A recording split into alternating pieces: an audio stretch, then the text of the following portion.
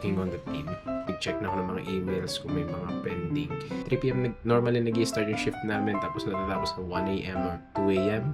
May mga team requests nang dumating so I'm working on them right now. It's going to be a very busy month for us. Back to work.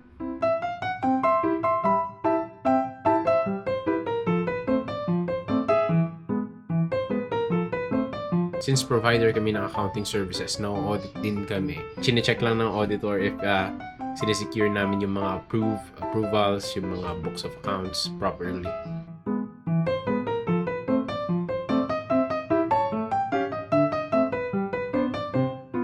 May 10 leaves ako per year. Pinaplano na namin yung gagamitin namin leaves throughout. Pero, lunch muna tayo. Bye-bye!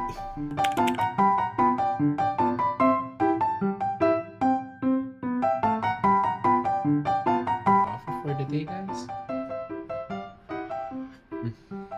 After lunch na, then it's magta 10 p.m. So, may biglang distribution na dumating. Gusto nila maglabas ng pera by January 12. So, call ko naman yung team and then mga bukas pa nila matatapos yun. So yeah, let's work.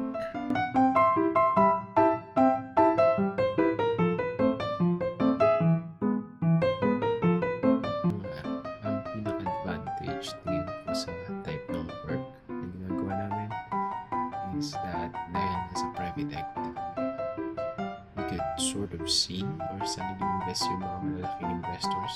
That's great.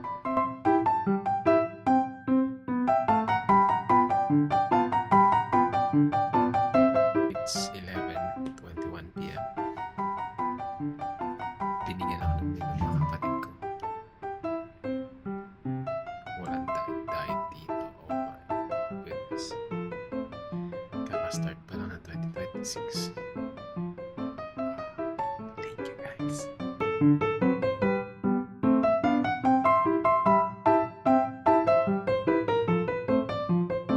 Yun lang after